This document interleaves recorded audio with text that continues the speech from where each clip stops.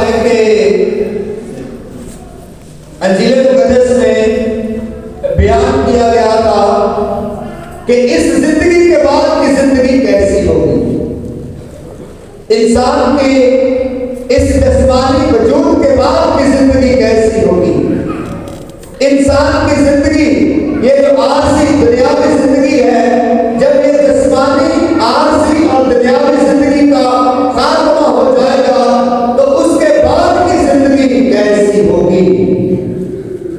आज अंजील मुक़द्दस का मफ़हूम और मौज़ू ये दुनिया का अंजाम है कि इस दुनिया के इख्तिताम पर, इस दुनिया के इंजाम पर हालात कैसे होंगे, वाक़यात कैसे होंगे, अलामतें कैसी होंगी, किस तरह के निशानात ज़ाहिर होंगे। आज खुदा यीशु मसीह जो है उन तमाम निशानों और अलामतों और वाक़यात के बारे में बताता है। अज़ीज़ों, जब भी हम ये कलाम सुनते हैं जिसमें खुदा यीशु मसीह ज़माने के अंजाम, इस दुनिया की क़यामत के बारे में बताते हैं, ज़माने के अंजाम, और इस अंजील के इक़्तिबास का जो टाइटल है, मौज़ू है, वो है नबूवत के अंजाम।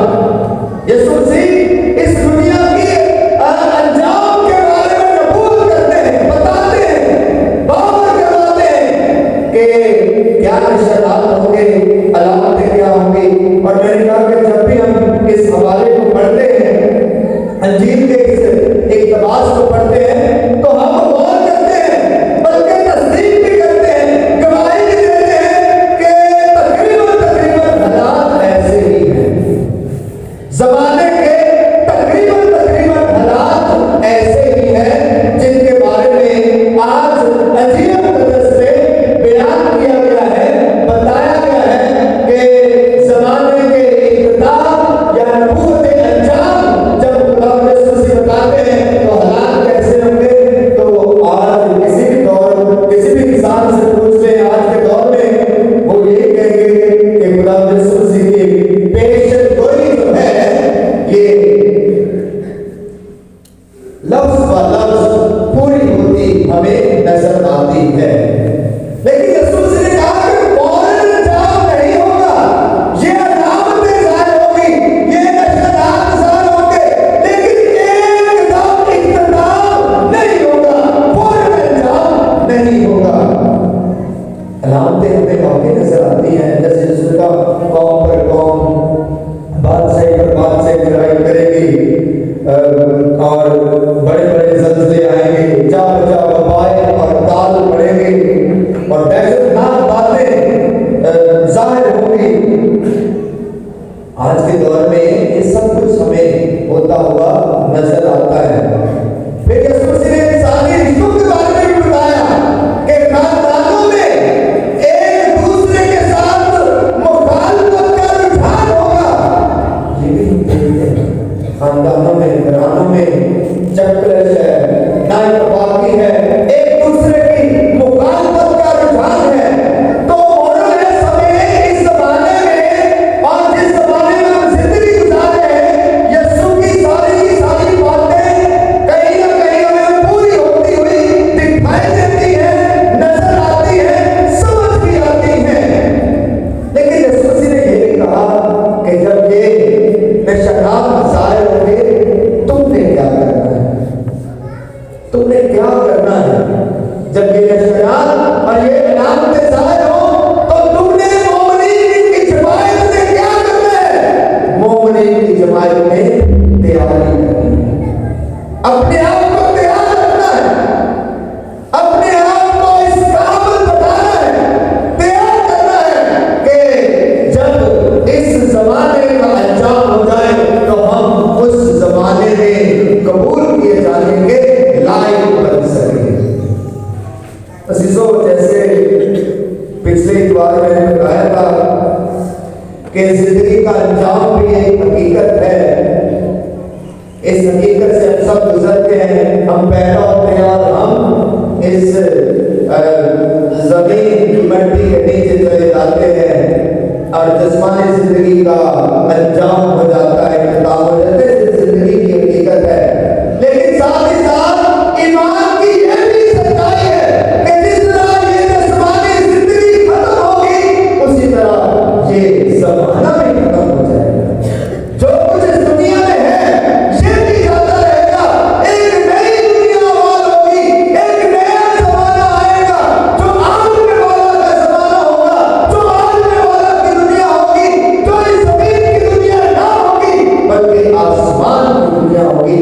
कलाम मुकद्दस बार बार इसकी तरफ में इशारा करता है और बताता है कि आने वाला पर भी एक जमाना होगा और दुनिया आबाद होगी। खुदा का तख्त होगा, खुदा की हजूरी होगी, खुदा के लोग होंगे, खुदा के फरिश्ते होंगे, खुदा की सताइश होगी, खुदा की इबादत होगी, रूह और सच्चाई से इबादत होगी, मुखलस और खालिस इबादत होगी। उस जमाने में आने वाला में ऐसी खुदा की इबादत होगी। आज जीवन मुकद्दस में आपने सुना कि खुदा यीशु मसीह यरूशलेम शहर में है और यरूशलेम शहर में खुदा की वो अजीमुल शान हैकल मौजूद है। हैकल खुदा का घर जिसका ख्वाब दाऊद बादशाह ने देखा था, जिसका ख्वाब दाऊद के दिल में उभरा और ख्वाब देखा कि ऐ खुदा मैं तेरे लिए घर बनाऊंगा। लेकिन हजरत दाऊद बादशाह अपनी जिंदगी में वो घर ना बना सका, लेकिन उसका बेटा सुलेमान नबी सुलेमान बादशाह ने खुदा का वो अजीमुल शान घर बनाया जो यरूशलेम में था, जो ऊंचाई पर और ताबीर किया गया।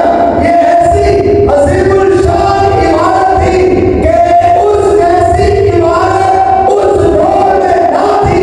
ऐसी खूबसूरत इमारत खुदा का घर तैयार किया गया था और ये घर बनी इस्राएल के ईमान के फख्र का ताज था।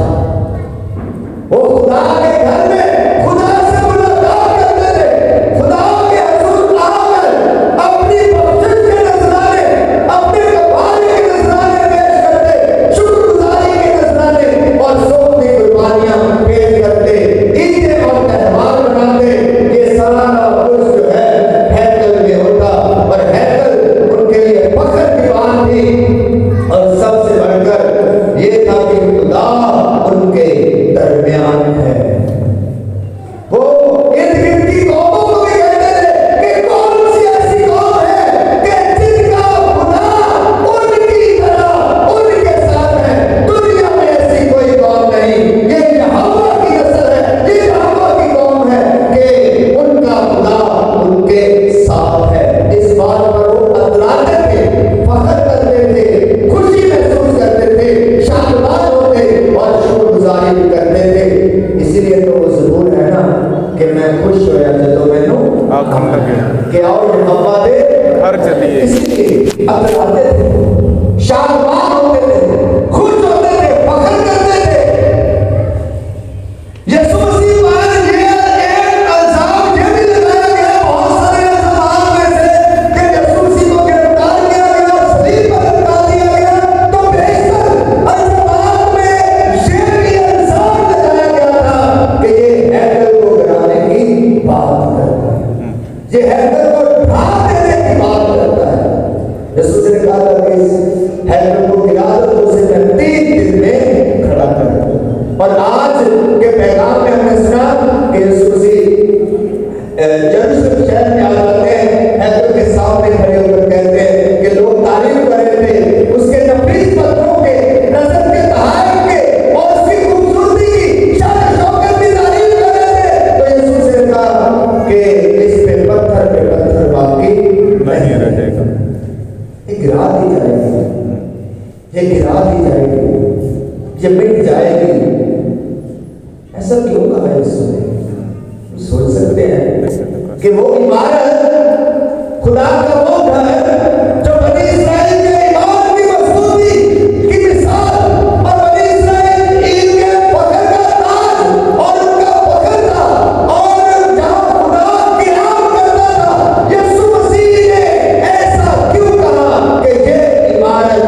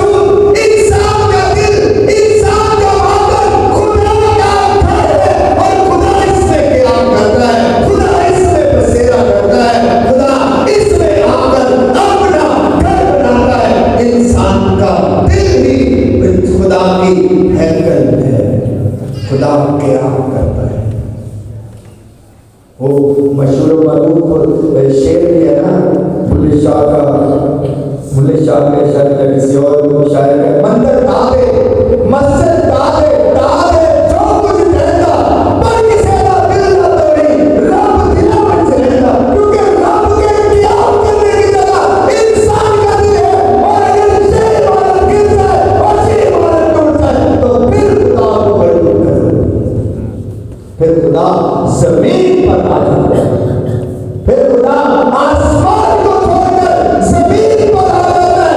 अगर ये इबादत टूट जाए, ये इबादत मसवार हो जाए, ये इबादत गिर जाए, या जो है कस्ता हाली का शिकार हो जाए तो खुदा चैन नहीं देता।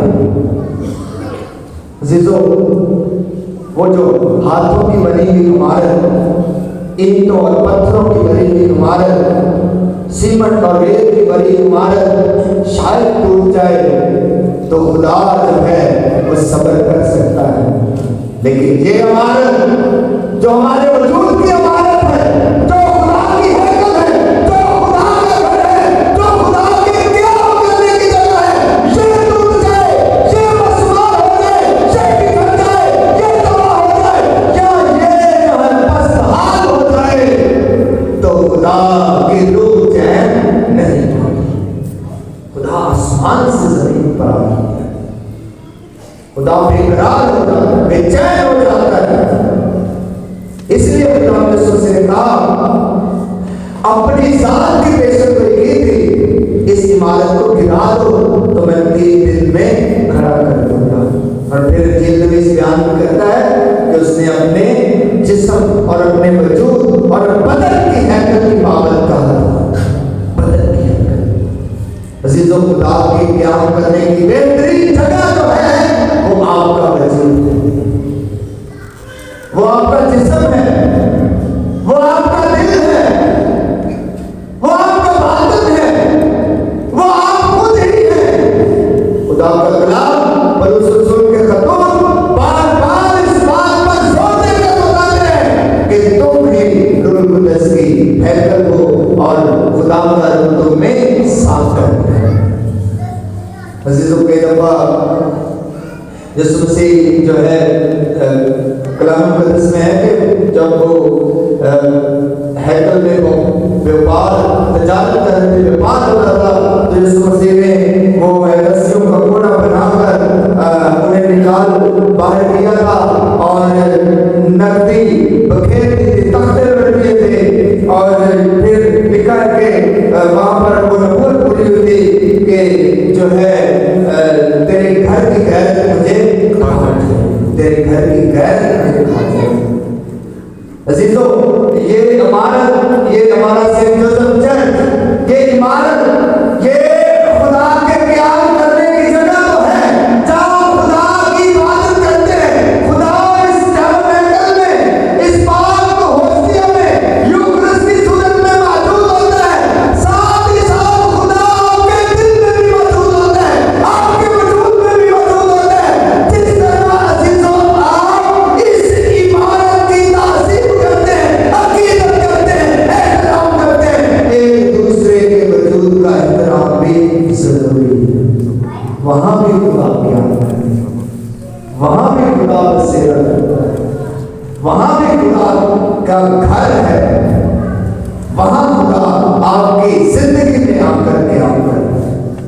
उस वजूद को भी खुदा का घर समझने की जरूरत है।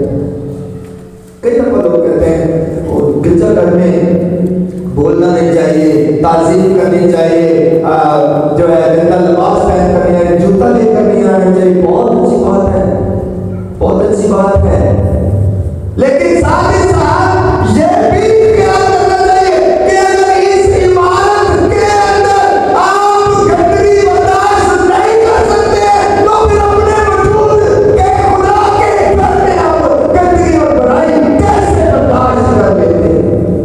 कैसे? वहां भी खुदा का क़याम,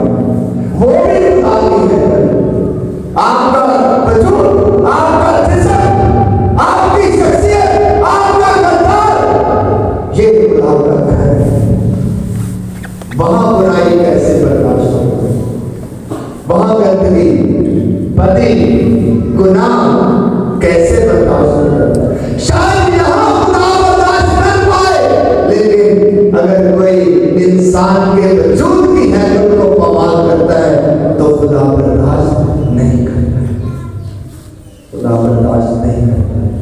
अजीजों, हमें अपने वजूद की हैकल को पाक रखना, अपने वजूद की हैकल को, अपने बदन की हैकल को, अपने ख्यालात को पाक रखना है, अपने ताल्लुकात को पाक रखना है और अपनी जिम्मेदारियों को पाक रखना है। और उसकी जो दूसरी तरफ थी पलस्तुल का घर, क्या खूबसूरत बात की, मेहनत के मुतालिक, मशक्कत के मुतालिक, जो मेहनत नहीं करता है, जो काम नहीं करता है, वो खाने भी ना पाए, जो खाने भी ना पाए।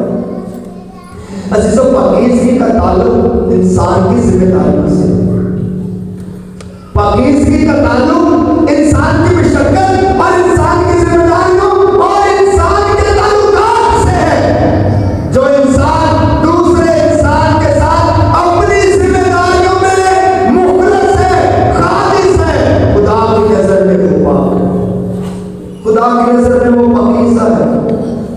जो अपनी जिम्मेदारियों को पूरा करता है, जो अपने ताल्लुकात में मुखलस है, खालिस है, सच्चा है, दयानदार है, खुदा की नजर में वो इंसान पाक है।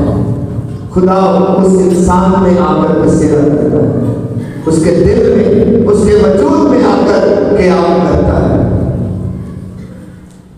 खुदा यीशु मसीह ने हमें इशारा दिया है कि नई हैकल बनाने के लिए, इसलिए प्रकाशवा की किताब में ये हैकल तबाह हो गई थी ना, हमें पता है, आज तक नहीं दोबारा बनी और उसकी सिर्फ मशरिक की दीवार ही बाकी रह गई है। आपने कभी टेलीविजन में देखा है कि यहूदी लोग जहाँ इस हैकल के अहाते में जाते हैं तो उसकी सिर्फ मशरिक की दीवार ही बाकी रह गई है, जिसे दीवारें बिरिया कहते हैं। और उस दीवार के सामने वो खड़े होकर दुआ करते हैं, तौरात पढ़ते हैं, शरीयत की किताब पढ़ते हैं, अपनी मन्नतें और मुरादें मांगते हैं। और ये हैकल आज तक दोबारा नहीं बनाई गई, लेकिन खुदा की हैकल हर घर में बन चुकी है, हर मोमिन के दिल में बन चुकी है, हर बशर में बन चुकी है।